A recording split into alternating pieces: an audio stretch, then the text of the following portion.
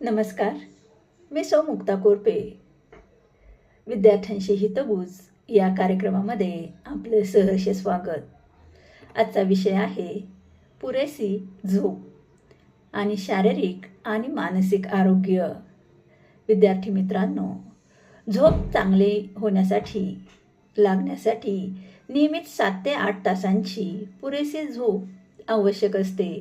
झोपण्याआधी mobile, TV या गोष्टी कटाक्षाने टाळाव्यात की जेणेकरून झोपेची वेळ जी आपली आहे ती झोपेची वेळ पाळली जाते. शरीराला असणारी आवश्यक विश्रांती मिळते, शरीरामध्ये ऊर्जा साठून राहते आणि दुसऱ्या दिवशी आपल्याला ताजेतवाने वाटते.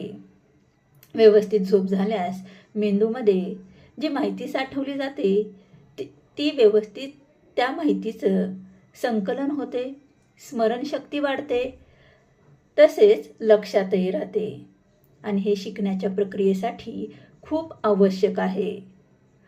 झोप जर आपली व्यवस्थित झाली नाही तर उगाच चिडचिडेपणा वाढतो, एकाग्रतेचा अभाव होतो, थकवा जाणवतो आणि महत्त्वाचं म्हणजे निर्णय क्षमता जी आहे ती कमी होते. त्यापेक्षा रोज एक झोपेची वेळ आपण ठरवली 10 ते सकाळी 6 वाजेपर्यंत तर आपली पुरेशी झोप होते आणि आपला अभ्यास हा व्यवस्थित लक्षात राहतो. धन्यवाद.